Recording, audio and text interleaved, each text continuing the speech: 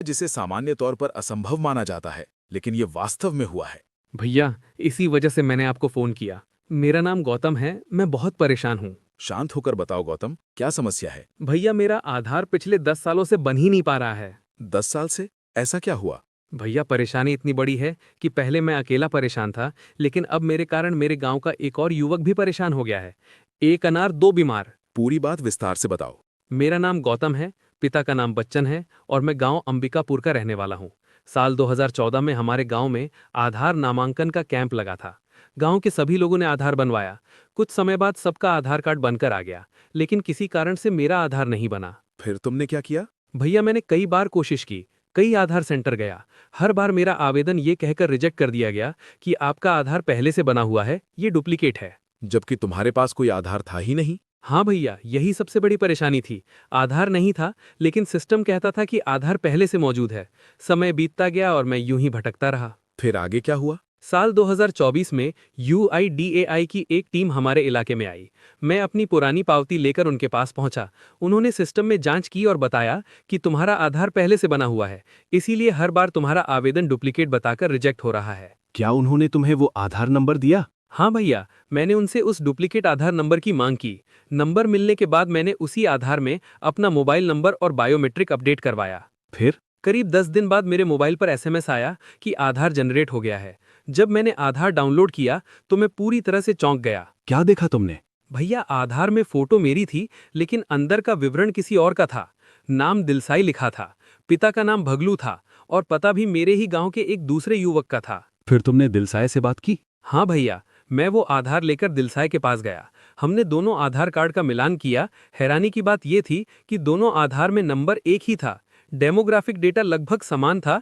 फर्क सिर्फ इतना था कि दिलसाय के आधार में उसकी फोटो थी और मेरे डाउनलोड किए गए आधार में मेरी फोटो। यानी एक ही आधार नंबर दो अलग अलग व्यक्तियों के पास? हाँ भैया, हम दोनों बुरी तरह परेशान हो गए थे। इसके बाद क्या हुआ? 17 अक्टूबर 2024 को दिलसाय ने अपना बायोमेट्रिक और मोबाइल नंबर अपडेट कराया। 10 दिन बाद उसने अपने फिंगरप्रिंट से आधार डाउनलोड किया और बोला कि ये आधार उसका है, क्योंकि वो फिंगरप्रिंट से डाउनलोड करके लाया है। और तुमने कब कोशिश की? 14 फरवरी 2025 को मैंने अपने फिंगरप्रिंट से आधार डाउनलोड करने की कोशिश की, लेकिन सफल नहीं हुआ।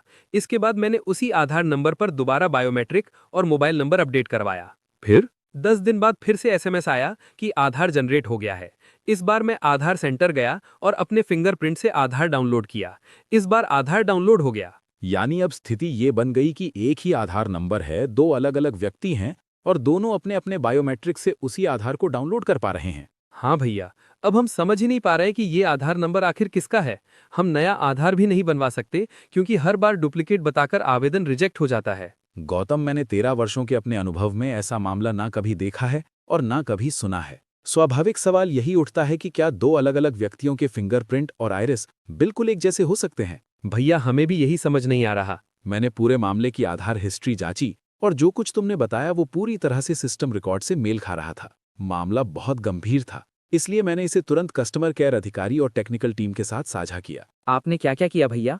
मैंने औपचारिक रूप से शिकायत पंजीबद्ध कराई, SRN नंबर लिया और पूरा विवरण UIDAI हेल्प डेस्क को ईमेल के माध्यम से भेजा। भैया, हम आपके बहुत आभारी हैं। हमारा गांव आपके घर से लगभग 300 किलोमीटर दूर है, फिर भी हमने बड़ी मेहनत से आपका मोबाइल नंबर खोजा और अपनी पूरी परेशानी आप तक पहुंचाई। तुम दोनों ने मुझ पर जो भरोसा किया वो मेरे लिए बहुत भावुक कर देने वाला है। फिलहाल मैंने तुम्हें यही सलाह दी है कि जब तक इस आधार नंबर पर अंतिम निर्णय नहीं आ जाता, तब तक प्रतीक्षा करो और मेरे संपर्क में बने रहो। भैया, हमने कई आधार सेंटर और 1947 कस्टमर केयर को अपनी समस्या समझाने की कोशिश की, लेकिन कोई हमारी बात नहीं समझ पाया।